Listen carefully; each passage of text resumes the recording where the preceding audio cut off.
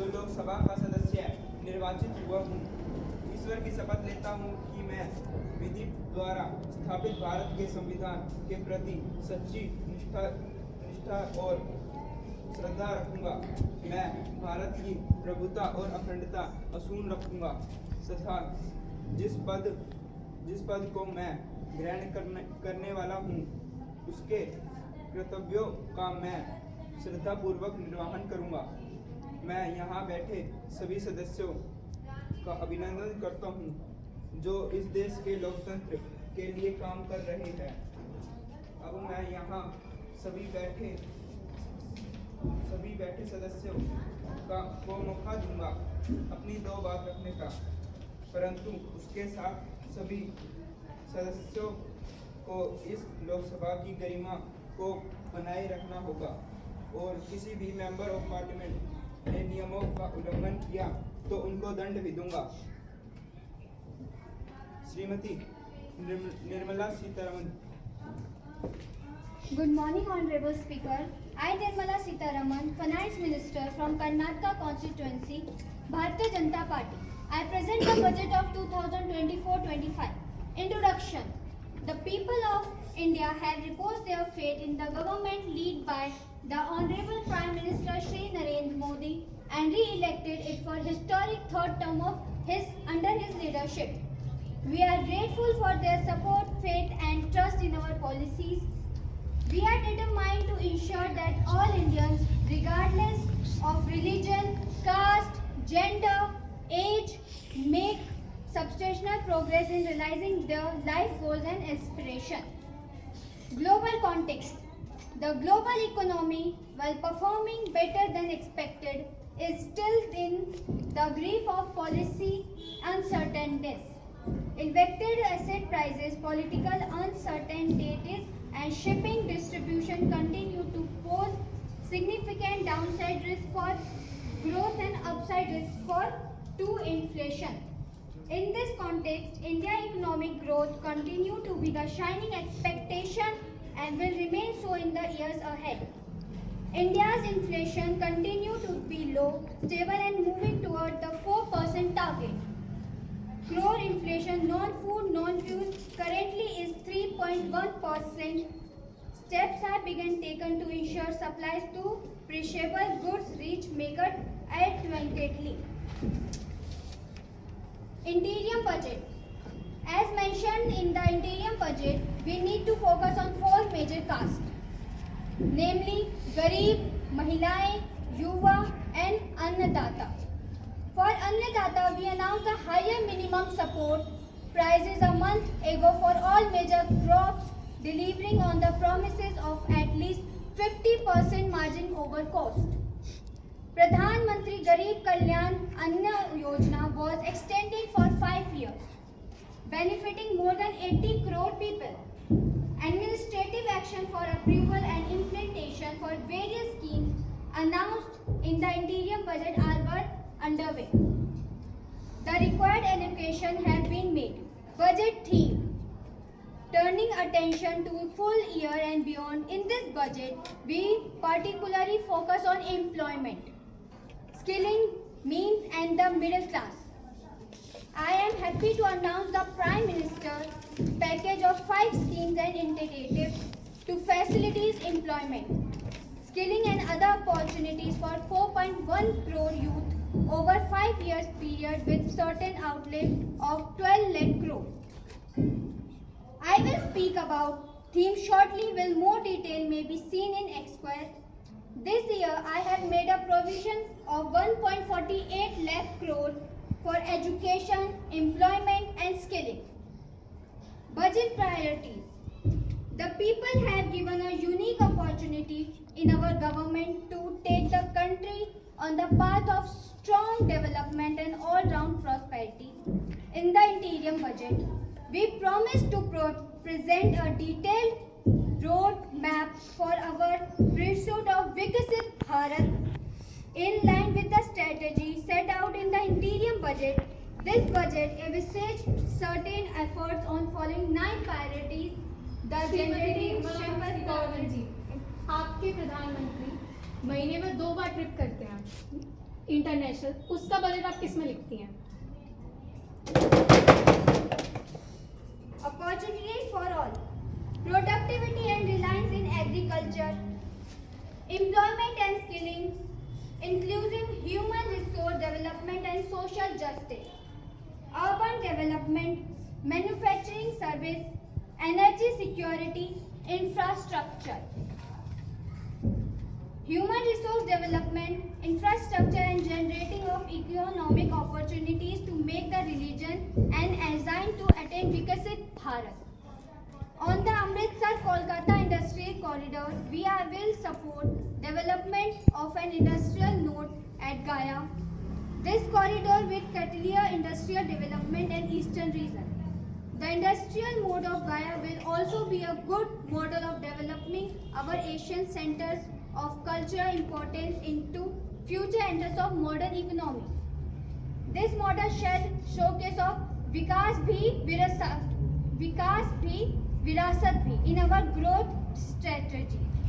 We will also support development of road connectivity project, namely Patna-Purna Expressway, Buxar-Bhagalpur Expressway, Vaishali and Darbhanga Supress, an additional 2-line bridge over river Ganga at Buxar at a total cost of 26 crores.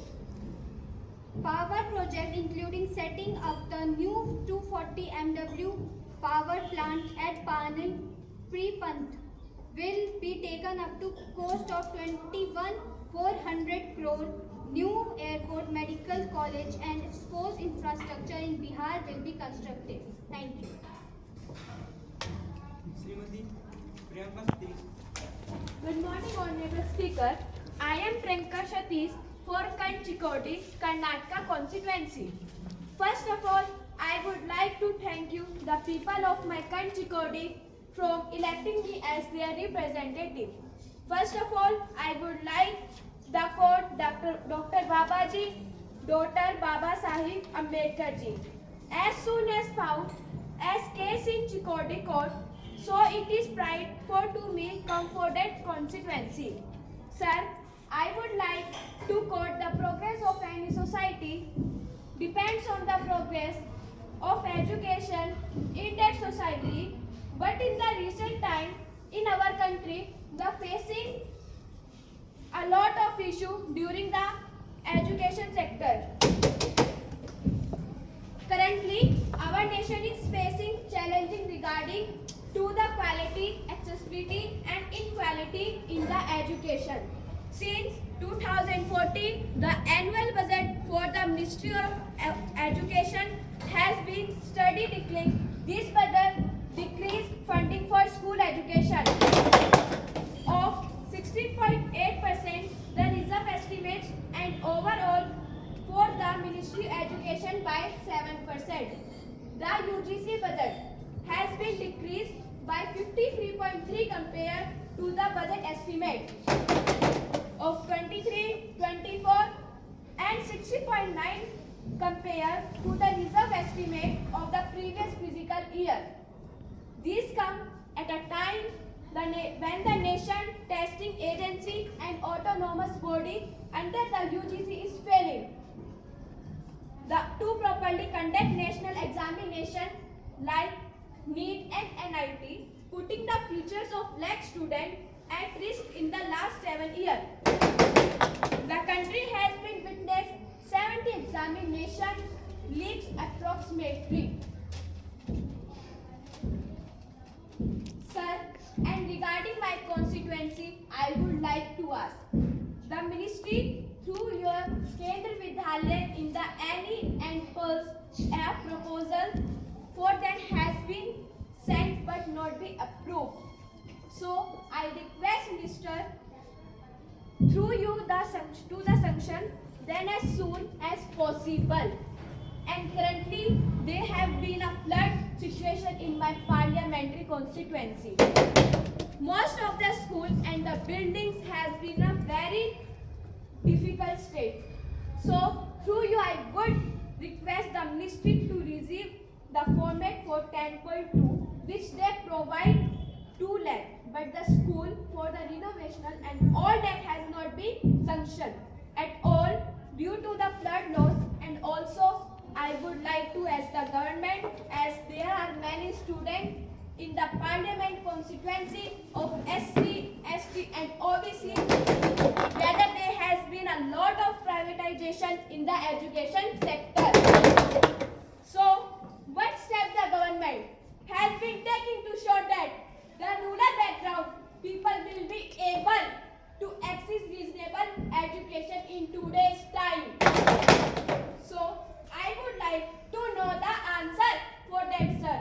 Thank you for allowing with me to speak. Thank you, madam. Very good. Shrimati Harsimrat Kaur.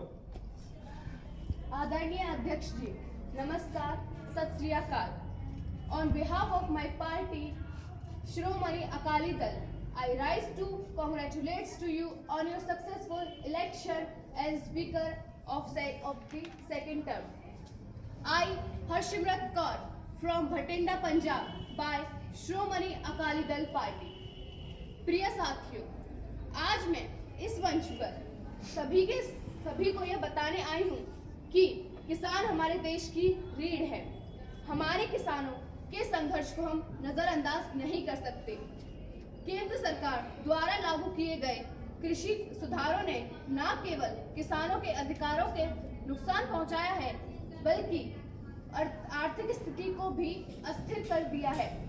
हमारे लिए यह लड़ाई केवल एक राजनीतिक मुद्दा नहीं है, बल्कि किसानों के अस्तित्व की लड़ाई है। हम हमेशा से किसानों के साथ खड़े रहे हैं और खड़े रहेंगे। मैं यह स्पष्ट करना चाहती हूँ कि हम किसी भी कीमत पर किसानों का उत्पीड़न नहीं होने देंगे।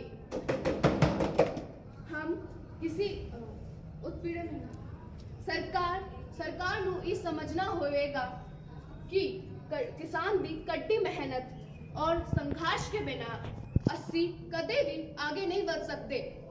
हम हर स्तर पर यह सुनिश्चित करेंगे कि हमारे किसानों के लिए उनका उचित मिले और उनकी आवाज को दबाया ना जाए। हम निरंतर इस दिशा में काम करेंगे ताकि किसानों के लिए एक मजबूत और न्यायपूर्ण व्यवस्था स्थापित हो। हमारे देश में कुछ हिस्से जो कभी स्मूथ हुआ करते थे, अब गरीबी और बेरोजगारी से जूझ रहे हैं।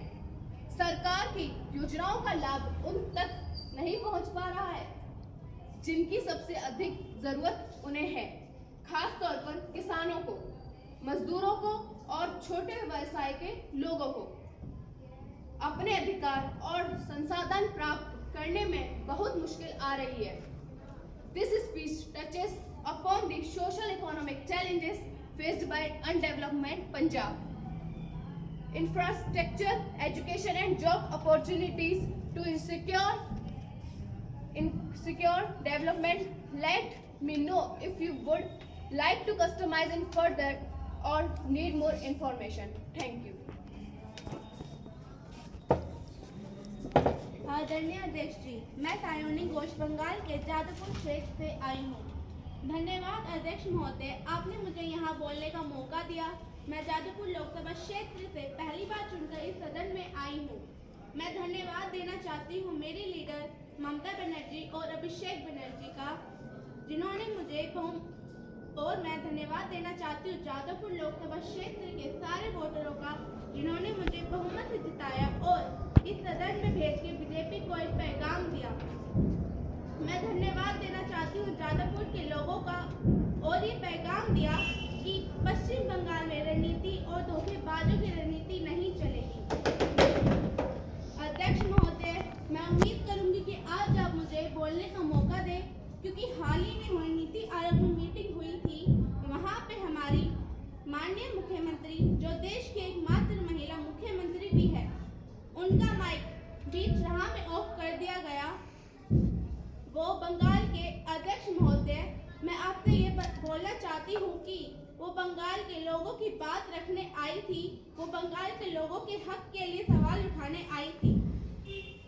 सर, ऑल इंडिया कांग्रेस इस सदन और इस देश का 3rd लार्जेस्ट अपोजिशन पार्टी है। आपको धन्यवाद देते हैं कि आपने हमको रेलवे, स्वास्थ्य, शिक्षा और पशुपालन के बारे में चर्चा करने का मौका दिया। लेकिन तृणमूल कांग्रेस आगे जाकर देश के हर गंभीर मुद्दे पर बात करेगा, चाहे वो चीन के अनैतिक रूप से इस देश में प्रवेश हो या वो जीवी आंदोलन पर किसानों की मौत हो। सर, नीट के घोटालों से लेकर रेल पटरी से छूट जाने तक तृणमूल कांग्रेस के सदस्य हर सांसद देश के गंभीर मुद्दे पर बात करेगा। Respected sir, Mamati Manush is the Magna Carta of the governance of the West Bengal and our party, and I feel honored, and today I am given the opportunity to talk on ministry which is interesting to the Mamati Manush of the country. चाय से शुरू हुई थी सरकार, गाय पे ही अटक गई और विकास की मोह से 10 साल में रास्ते पे भटक गई। ये बोलते हैं कि गाय हमारी माता है और माँ की रक्षा करना इन्हें नहीं आता। इस देश के लोगों का यही है, जिसको जिताया वह राजा की तरह जाएगा और जिन्होंने जिताया वह फकीर की तरह। यह सरकार उनको रिलीफ देता है जो विदेश में जाकर जूसों की चुस्कियां लगाता है। सरकार उनको रिलीफ नहीं देता जो 2 पैकेट दूध खरीदने से पहले 10 बार सोचता है। आपको ये तो दिखाई दे रहा है कि वो जाके चुस्की ले रहे हैं, चुस्की ये नहीं दिख रहा कि हेलो से सीधा नमस्ते तक पहुंच गए। अब डोनाल्ड ट्रंप हमें नमस्ते करते हैं, ना कि हेलो करते हैं, वो तो आपको दिखाई नहीं दे रहा होगा। हम बचपन से सुनते आ रहे हैं कि संडे हो या मंडे रोज खाओ अंडे। अब अंडे का फंडा ये है कि सिर्फ भारत के बच्चों की किस्मत में महीने में अंडे खाना लिखा है। बीजेपी मिथ्या बालाचार खिचुवी जाने ना का विक्रेरा पसापसी देखा विक्रेरा प्रस्तुति नीचे बीजेपी सरकारा। अब 330 से 240 के आंकड़े कहते हैं कि इस बार जो अब चले गए वापस आने की संभावना नहीं होगी। धन्यवाद। श्रीमती भोगो मैत्रा।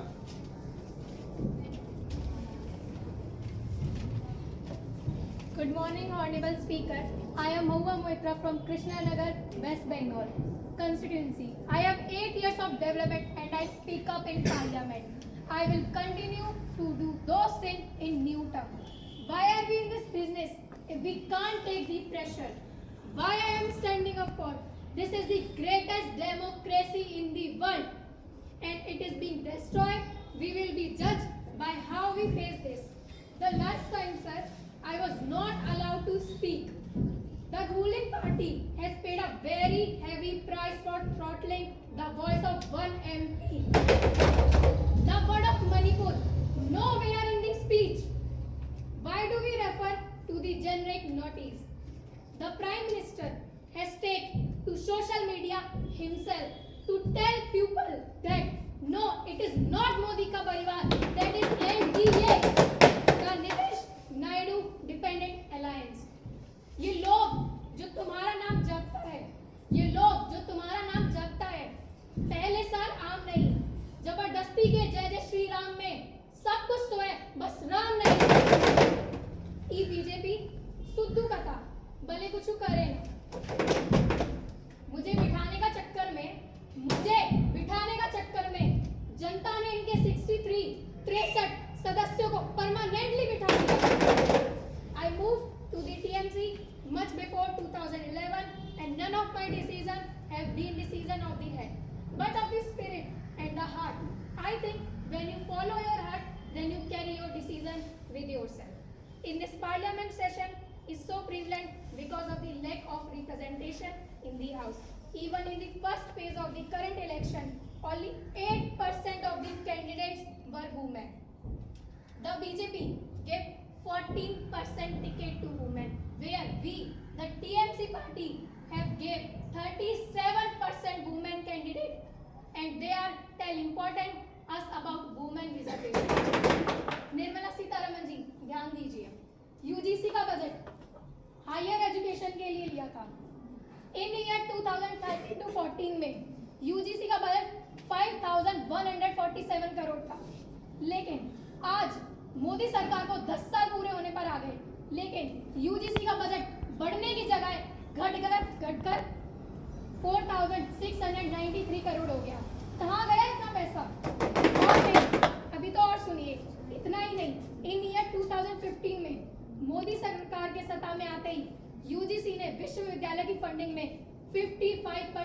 प्रौद्योगिकी है। I focus on grassroots engagement, building a strong connection with the electorate in my constituency.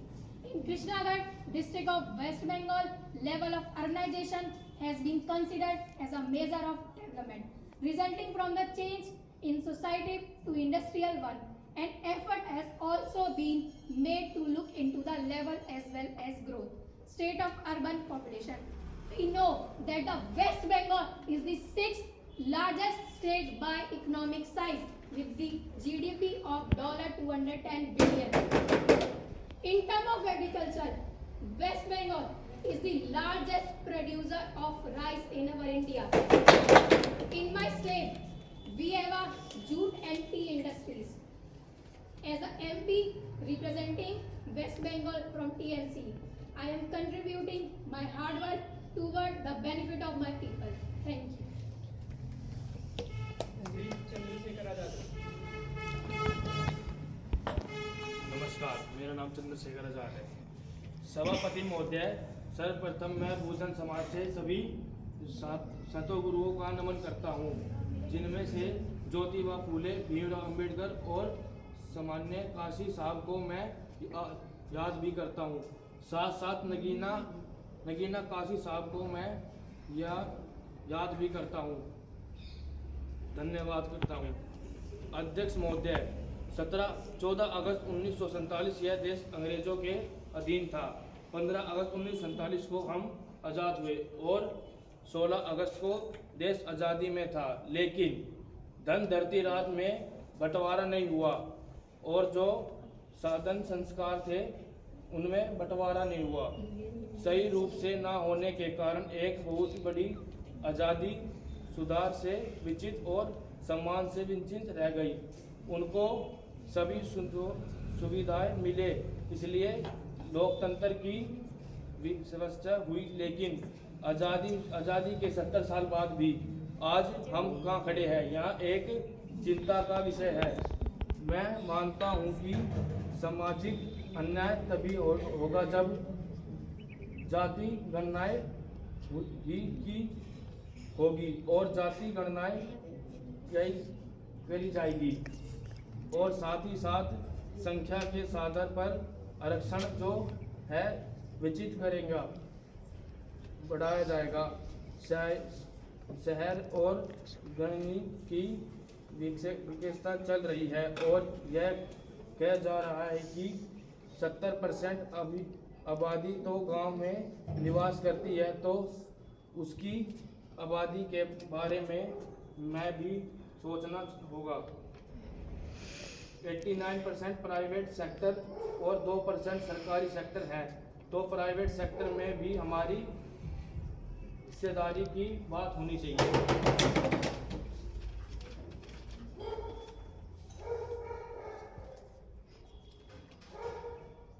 पीड़ा क्षेत्र है जो हमारे क्षेत्र में भी बाढ़ आई है, इसलिए मोदी सरकार ने कोई इस पे मुद्दा नहीं उठाया और हमारे गांव में स्कूल वगैरह की सुविधा भी नहीं कराई गई है और हमारे गांव की सुविधा जल्द से जल्द कराई जाए। धन्यवाद। श्री इमरान प्रतापगढ़ी। माननीय अध्यक्ष महोदय, my name is Imran Pratapgadi from Pratapgadi in Maharashtra. I am an Indian Urdu language poet and politician who is member of parliament in Rajya Sabha, represents Maharashtra in account of Indian National Congress.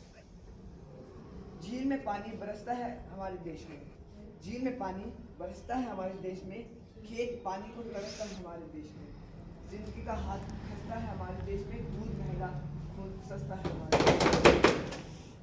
माननीय अध्यक्ष महोदय, वित्त मंत्री के द्वारा एक bill pass हुआ था जिसमें बजट में सिर्फ 10 शब्द बोले गए हैं।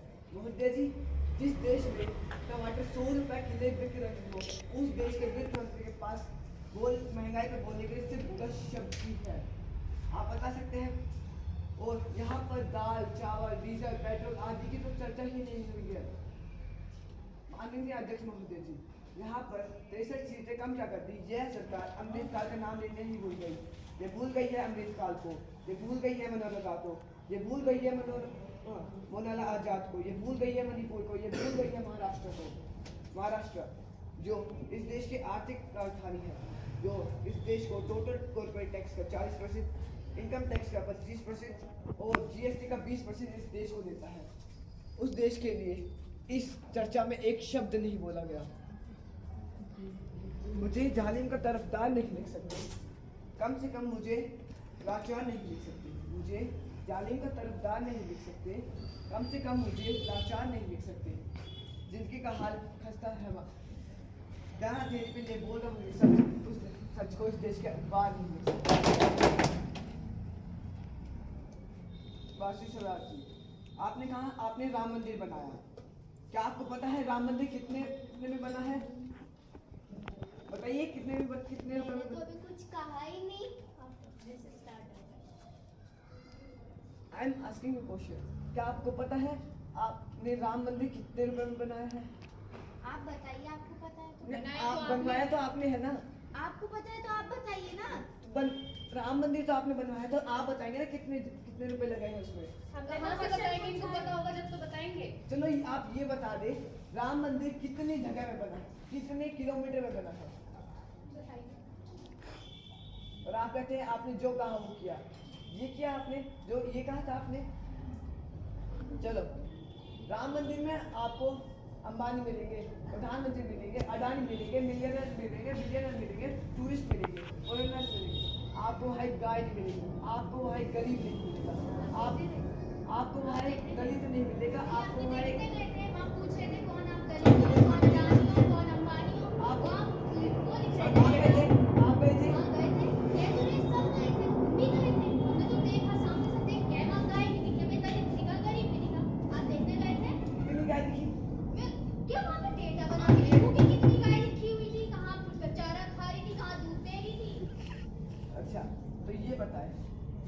राम मंदिर साफ है? हाँ, साफ है। राम मंदिर में डेली कितना कचरा इकट्ठा होता होगा? वो कचरा कहाँ जाता है बता सकते हैं? जिस जगह पे वो कचरा गिरता है उस जगह के आसपास के लोग कितनी बीमारियों से पीड़ित हो सकते हैं, आप बता सकते हैं? आपको पता है वो कचरा कौन सी जगह पे गिरता है? पूछ तो मैं रहा हूँ ना। आपको पता होगा, नाम बताइए। पता होगा तभी ना पूछ रहे हो आप हमसे कि कहाँ गिरता है। आपको पता होगा, अच्छे से देख के आए होंगे, यहाँ गिरता है, यहाँ लोग बीमार पड़ रहे हैं। राम मंदिर का कचरा ज्यादातर गंगा नदी में बहाया जाता है, गंगा नदी के पास जाके बहाया जाता है। जो जमीन खाली है, बंजर है, उधर गिरा जाता है। आप जो कचरा कैसे निकालते हैं, आप फेंक के आते हैं? कचरा हम आपके घर में जो खा रहे हो आप, मतलब जो भी यूज कर रहे हो, वो कचरा कहाँ जा रहा है भाई साहब? बहन जी, वो कचरा एक सुरक्षित जगह पे गिरना कहाँ आपका काम है। क्या कचरा सुरक्षित जगह पे रखते हैं? कचरे से गैस निकलता है। कहाँ रखते हो? मुझे तो बताइए कि कहाँ कचरा कौन सी सुरक्षित जहाँ जगह आप पे रखती रखती हैं, है? जहाँ आप हाँ, रखती हैं। तो obvious सी बात है, जहाँ सब रखेंगे वहीं मैं रखूँ। तो बस हम भी वही रख रहे हैं। हाँ, तो ये आप तो ये बड़ी बड़ी क्यों पूछ रहे हो? सिक्योरिटी आपको तो यही नहीं पता कि राम मंदिर कितने में बना है, आप हमसे कूड़े के बारे में पूछ रहे हैं। तो वो तो कचरे की बड़ी टेंशन हो रही थी, तो मैंने सोचा आपको कि ये तो आपसे पता ही नहीं है कि राम मंदिर कितने में बना है। बैठिए, आप बात कर रहे हैं। मोदी जी आज चाय पर चर्चा करने के लिए महाराष्ट्र गांव में गए थे। आपने वहां पर जाके 16 से 17 वादे किए थे, आपने एक वादा तक पूरा नहीं किया। आपने कहा किसानों को कि उनका साथ चाहिए आपको, आप उनकी सभी समस्या को पूरी करेंगे, बट आपने एक समस्या को हल नहीं किया। पर वहां पर बल्कि 132 किसानों ने आत्महत्या कर ली। आप कहते हैं कि खेती में बहुत पैसा है, हमारा देश हरा भरा होगा अगर मूल भाव मिले तो। यहाँ घोटाला होता है, सरकार जितने पैसे देते हैं उतने पैसे किसानों को नहीं मिलते, बीजों पर टैक्स लगाया जा रहा है। तो किसान कहाँ से बीज लाए, कहाँ से बीज बोए, इनके पास कहाँ से पैसे आएंगे? हाँ, दिगंबर जी ने मुझसे बात की थी, उन्होंने कहा मोदी जी वहाँ पर आए थे, उन्होंने 16 से 17 वादे किए, बट अभी तक उन्होंने एक वादा तक पूरा नहीं किया। साल 2014 के चुनाव से पहले आयोजित किए गए कार्यक्रम के देश भर के 1000 से 1500 किसान गए, मतलब चर्चा की थी। आपने वहाँ चर्चा की, पर आपने कहा सब ठीक कर देंगे।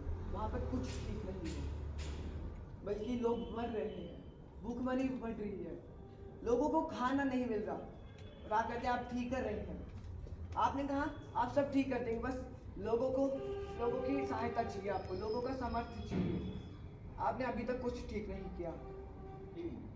जैसे आप कहते हैं आपने कहा आप देश बदलेंगे, देश बदल रहा है, सब लोग बदल रहे हैं, सबके परिवार बदल रहे हैं, मगर लोग मर रहे हैं, वो आत्महत्या कर रहे हैं। मैं कुछ कहना चाहूँगा, जब लोग मुझसे कहते थे कि आप कोई एक कवि है, आप गांधी के साथ नहीं हैं, आप क्या कहना चाहेंगे, तब मैं उन्हें कहता मैं एक ऐसी आंधी बनाऊंगा जो सभी जालिम से टकराएगी। मैं एक ऐसी आंधी बनाऊंगा जो सभी जालिम से टकराएगी। नए लोग आए हैं तो नया गांधी बनाएंगे। और मैं कुछ कहना चाहूंगा जाते हुए, चाय बेचने वाला आज पूरा भारत बेच रहा है। Shri Nitin Gadkari. Good morning everyone, I am Nitin Gadkari. माननीय अध्यक्ष जी, मैं आपसे बार बार ये कह चुका हूँ कि हमारा रोड हमारा प्रायोरिटी से जुड़े हुए हैं और मैं इस सदन को विश्वास दिलाना चाहता हूँ कि 2024 समाप्त होने से पहले हमारी रोडें इंफ्रास्ट्रक्चर अमेरिका के बराबर होगा। यह विश्वास दिलाना चाहता हूँ कि और मुझे पता चला है कि इसके कारण रोजगार भी निर्माण होएगा, इसके कारण ग्रोथ भी होगा, इसके कारण एम्प्लॉयमेंट पोटेंशियल भी बढ़ेगा और इसके कारण एग्रीकल्चर ग्रोथ भी होगी और इसके साथ टूरिज्म भी बढ़ेगा। मैं आपको अनुरोध करूँगा, न केवल जम्मू कश्मीर एवं 60,000 करोड़ के काम कर रहे जो जेल आपको चैनल बन रहे हैं। जब मैं पहली बार मुझे पता चला कि आपके कश्मीर में जन्नत है, कितना सुंदर, और कारगिल ने नीचे पहाड़ ऊपर बाबा अमरनाथ का वह दिखता है और वहाँ से एक निरीक्षण कर रहा है और पूरा लक्ष्य और देख रहे हैं, लेकिन श्रीनगर आगे तक कितनी कठिनाई आती है। अब मैं सेठ मुरम्बी तमिल पूरी हो रही है, यह तो रोड इंफ्रास्ट्रक्चर खड़ा हो रहा है जिसका उल्लंघन सम्मानित सदस्य से किया था कि आज देश का 70% ट्रैफिक रोड पीछे हो रहा है और 90% पैसेंजर ट्रैफिक पर हैं। पर मैं आपको विश्वास के साथ यह बताना चाहता हूँ कि जिंदा इंजन बन रहा है, गिरी एक्सप्रेस हाईवे बन रहा है। इंडिया एक्सप्रेस हाईवे का मतलब यह है कि पुराने नोट बंद छोड़ दिए, साथ एक तमिलनाडु का अच्छा लड़का काम करे थे, वर्ल्ड एंड बहुत अच्छा। इंडियन सिविल पर एक रोड है जो मुंबई से गुजरात को जोड़ता है, उस पर इतने एक्सीडेंट हो रहे हैं, इतना बुरा रोड है वो, उस पर इतने एक्सीडेंट हो रहे हैं, आप उसके बारे में क्या कहना चाहिए? तो रोड ठीक हो रहे हैं ना, कर रहे हैं हम ठीक। अभी तक तो हुआ नहीं है। तो हो रहा है ना, सब चीज एक ही साथ होती है। आप क्या क्या 10 करते साल हैं? पूरे आप होने एक साथ वाले में, हैं। चलो 10 हमारे साल पूरे होने वाले हैं, हमें 10 लेकिन साल मैं हो रहे हैं, आपको आप उससे पहले थे, 2014 से पहले थे। आपने क्या कर तो दिया? आप आगे तो आपने क्या कर दिया? आपकी तरह घोटाले तो नहीं करे। घोटाले नहीं करे।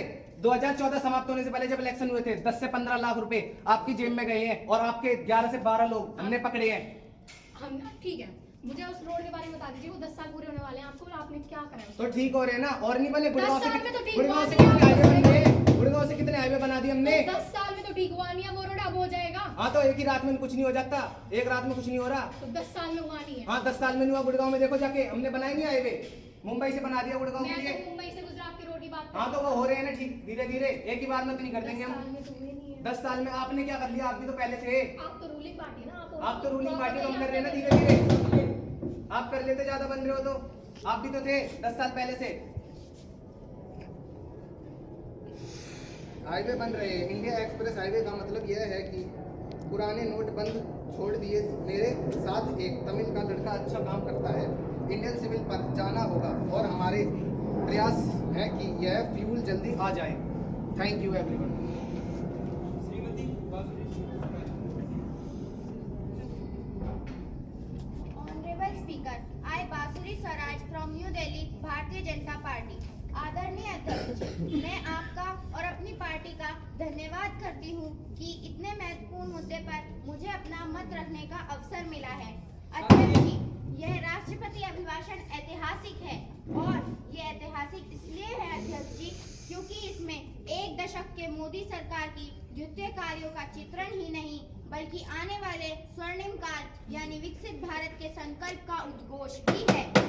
मोदी जी की जन कल्याणकारी योजनाओं का असर उनके विकसित भारत के विजन के जो जनता का अगाध विश्वास था उसी के कारण से अध्यक्ष जी एनडीए को तीसरी बार जनता ने पूर्ण बहुमत का जनादेश दिया है।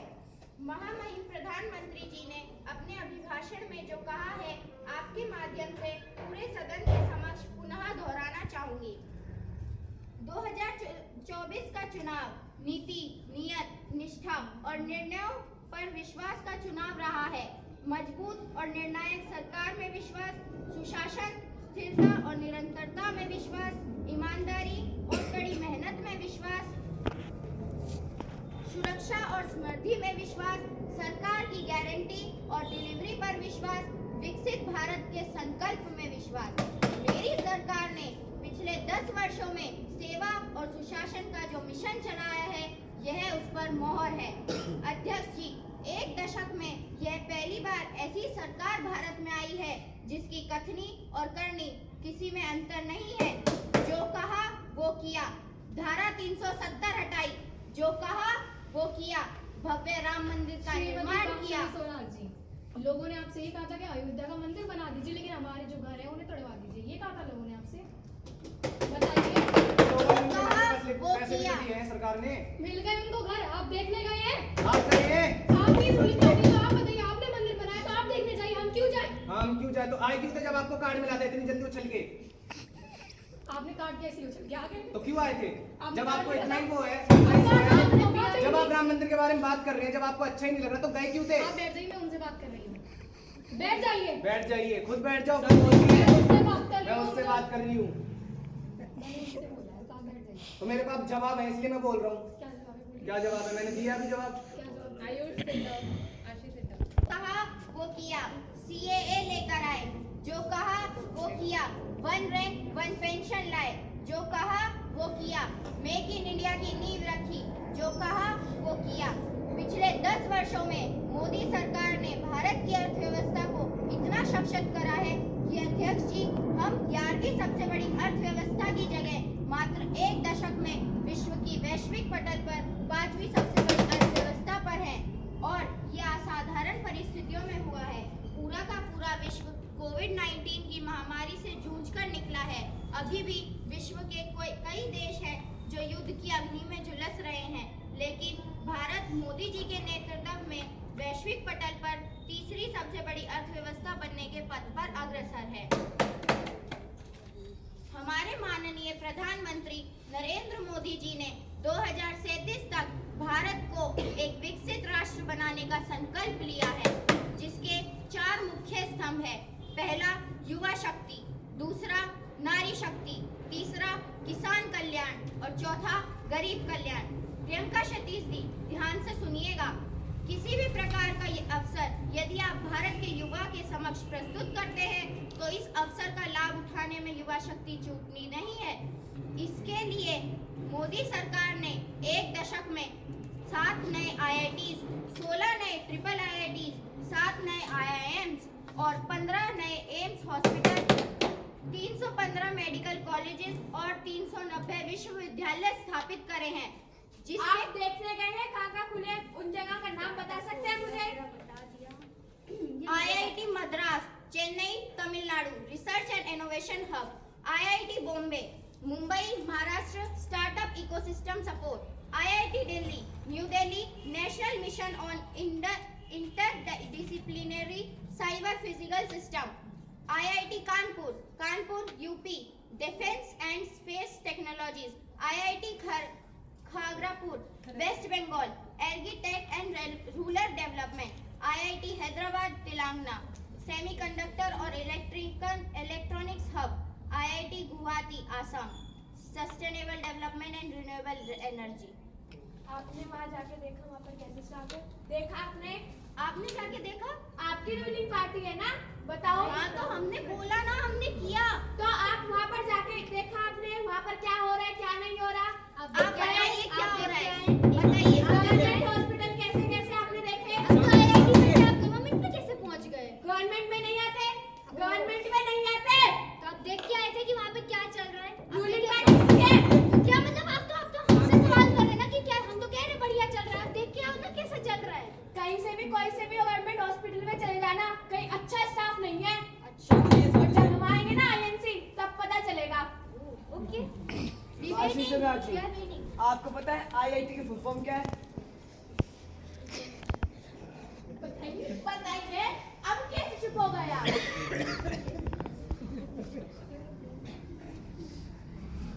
जिसके कारण युवा शक्ति जॉब सीकर से जॉब क्रिएटर बनी है और इस जॉब क्रिएशन से वेल्थ क्रिएशन की तरफ अग्रसर है। Today Bharat has become a leader in the world manufacturing, चाहे इलेक्ट्रॉनिक्स हो, ऑटोमोबाइल हो। भारत एक अग्रणी निर्माता के रूप में वैश्विक पटल पर उभर रहा है और इस नई दुनिया में microchips are the new oil. Semiconductor और चिप मैन्युफैक्चरिंग की दुनिया में भारत कहीं पीछे न छूट जाए, इसके लिए मोदी सरकार ने 1.25 लाख करोड़ रुपए का इंफ्रास्ट्रक्चर पहले ही उद्घाटित कर चुकी है। आसाम में 27,000 करोड़ का सेमीकंडक्टर प्लांट बन रहा है। आशीष राज जी, आप बता सकते हैं एक ऐसी चीज जहाँ पे सेमीकंडक्टर यूज होता है? एक ऐसी चीज जहाँ पे सेमीकंडक्टर और आप ये भी बताइए कि हमारा पैसा कहाँ से आया? टैक्स से। आपने टैक्स इतना बढ़ा दिया है कि जनता परेशान हो रखी है। तो भाई डेवलपमेंट बनानी है तो टैक्स नहीं भरेगा। जनता को भुखमरी से मारना भी नहीं है। हर कोई भुखमरी से मर भी नहीं रहा है, पूरी योजना है। बताइए हम कहाँ नहीं मर रहे? हर जगह बेरोजगारी और हर जो युवा है आज के नौजवान वो सभी बेरोजगार बैठे हैं। अभी मैंने क्या बताया? कहाँ सो रहे थे? अभी मैंने वही बताया ना कि युवा शक्ति जॉब सीकर से जॉब क्रिएटर बनी है। कहाँ बनी है? कौन से बनी बताइए? आप जाके देखो। आप बताइए ना, आपने बताया ये तो आप बताइए। आपको ज्यादा डाउट है, जाके देखो। सामने दूसरा, नारी शक्ति। अध्यक्ष जी, हम सबने सुना है कि चूल्हे की रोटी का स्वाद बड़ा ही गजब है, लेकिन इस स्वाद के चक्कर में मेरे देश की मातृशक्ति के फेफड़े झुलस जाते हैं। पहले जाती है, लकड़ी काटती है, गठरी सर पर लेकर आती है, 20 से 25 मिनट लगते हैं चूल्हा फुलगाने में। लेकिन नरेंद्र मोदी जी ने 10 करोड़ से ज्यादा उज्ज्वला गैस कनेक्शन करवाए हैं। हमारे देश की कितने करवाए और एक घर बताइए आपने कौन सी जगह करवाए, कौन से एरिया में करवाए, सब बताइए मुझे आप। अब मैं घर के नाम थोड़ी याद रखूंगी, मैं थोड़ी जाके बना रही हूँ। आपने करवाया, आप अपने प्राइम मिनिस्टर से पूछे। हमारे देश में बचत की आदत मातृशक्ति ने सिखाई। आप सबको याद होगा वो नानी जो रामायण के पन्नों में पैसे छुपाती, वो दादी जो चीनी के जार में पैसे छुपाती। अरे उन चोरी के पैसों से कुल्फी फालूदा खाने की मिठास ही अलग है। लेकिन कितनी अचंभे की बात है, जिस मातृशक्ति ने देश को बचत सिखाई उनके बैंक अकाउंट ही नहीं है। नरेंद्र मोदी जी ने प्रधानमंत्री जन धन योजना के तहत 50 करोड़ से अधिक बैंक खाते खुलवाए, जिसमें से 56% खाते महिलाओं के हैं। तीसरा, किसान कल्याण। हर्षिमत कौर जी ध्यान दीजिएगा, एनडीए सरकार ने किसानों की आय बढ़ाने के लिए MSP के रिकॉर्ड में बढ़ोतरी करी है। ऑर्गेनिक फार्मिंग, कोल्ड स्टोरेज, कृषि आधारित उद्योग, डेयरी और मत्स्य पालन में आधारित उद्योगों को भी प्रोत्साहित करा है। ग्रामीण श्री स्वराज जी, आप किसानों की बात कर रही है तो मुझे ये बताइए per day income of farmers. 200 rupees. 200 rupees गलत, 27 रुपीज पर डे इनकम। गलत तो आप है। पहले ढंग से चेक पर डे इनकम बोला है। हाँ तो भी पर per डे day की ही बता बता रहे रहे हैं, हम पर डे की ही बता रहे हैं। 27 है। 200 है, 200 है। आपके पास प्रूफ है? Proof yes. हरियाणा की पर डे इनकम किसानों की 315 रुपए है, तमिलनाडु की 370 रुपए है, पंजाब की महीने की बताते हैं हम आपको। पंजाब महीने की नहीं, मैं तो पर डे पूछ रही हूँ। 400 रुपए। तो राजा राम है, धर्म हमारा काम है, जपते तो हम माँ भारती का नाम है, इसलिए नरेंद्र मोदी के सामने फेल बाकी सारे तमाम हैं। धन्यवाद। Shri Rahul Gandhi ji. Thank you, honorable speaker, for the opportunity. जय संविधान, जय संविधान। इसकी हमने रक्षा की है, देश ने मिलकर इसकी रक्षा की है। Speaker sir, for the last 10 years, there has been systematic attack on the constitution and the idea of India and on anybody. There was a systematic full-scale assault on the idea of India, on the constitution, and also millions of people who resisted the idea being proposed by BJP, who resisted the attack on the constitution, and not only the opposition, anybody who resisted the idea of concentration of power, of concentration of wealth, of aggression on poor, of aggression on the Dalits, minorities, tribals, was crushed, violently crushed. I myself was attacked by the order of the government of India, by obviously the Prime Minister of India. 20 plus cases, no, 2-year jail entrance, my house taken away, no problem. The most enjoyable and beautiful part of with 55 hours interrogation by the ED, which I really enjoyed. So I like to start my speech by telling my friends in the BJP and RSS about the idea that we used, the entire opposition used to defend the idea of India, where these ideas comes from, and how they gave us strength to fearlessly take any onslaught that was placed before us. So I like to start by showing the picture of our refugees, the Sibji. So आप ये picture में दिखा सकते हो? Sir आप मना कर रहे हैं शिव जी की पिक्चर नहीं दिखा सकते। क्या मैं यहाँ पर शिव जी की पिक्चर नहीं दिखा सकता? इस हाउस में शिव जी का चित्र दिखाना मना है। इस हाउस में और सारे चीजों के चित्र दिखाए जा सकते हैं, लेकिन शिव जी का चित्र दिखाना मना है। अगर मैं कह रहा हूँ कि हमें इनसे प्रोटेक्शन मिली है और मैं बताना चाहता हूँ कैसे हमें इनसे प्रोटेक्शन मिली है, तो आप मुझे चित्र दिखाने से मना कर रहे हो। इसके बाद मेरे पास और भी चित्र है जिनको मैं दिखाना चाहता था, और यह चित्र हर हिंदुस्तानी के दिल में है।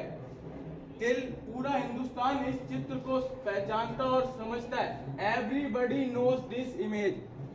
Speaker sir, why I got this image is because they have certain ideas in this image that we defend, the opposition defend. The first idea in this image that we defend is the idea of confronting our fear, of never being scared. That idea is representing in this image which you are not allowing me to show, by a snake that is placed right near the neck of the Shivji. The idea behind that is never being scared of anything that you face.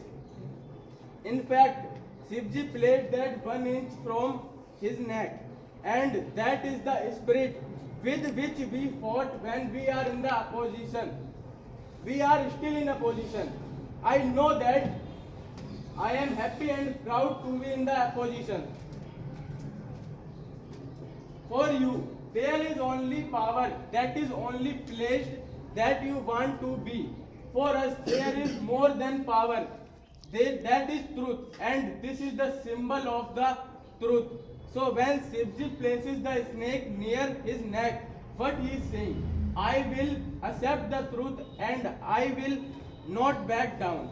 After that, a new idea emerges, and of course, I can't show the image of the Shivji, but all of you know this image. Behind the left shoulder of Shivji is a Trishul. There is a reason that the Trishul, a weapon, been placed behind the left shoulder. The Trishul is not a symbol of violence, and that is the symbol of non-violence. Why that is placed in the place where Shiva cannot reach with his right hand, and like this. When we fought the BJP, we were not violent, and when we defend the truth, there were no violence in us. Now there is a third very powerful idea of truth, courage, and non-violence, and that idea, of course, it is the symbol that many of you hate. Why that idea is the Abhay Mudra, the symbol of Congress party. Abhay Mudra shows the next step of the evolution of idea facing truth fearlessly and ahimsa. Satya and ahimsa. The Abhay Mudra is a projection from Shivji to rest of the world about these ideas. अब गुरु नानक जी की ओर चलते हैं। गुरु नानक दी वाहिगुरु जी दी फतेह, वाहिगुरु जी दा खालसा। जिस धर्म पर आप रोज आक्रमण कर रहे हो, गुरु नानक जी के चित्र में भी आपको अभय मुद्रा दिखाई देगा। गुरु नानक जी भी कहते हैं कि डरो मत, डराओ मत।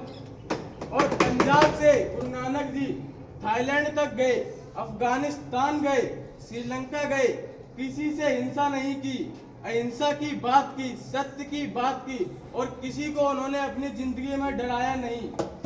धन्यवाद।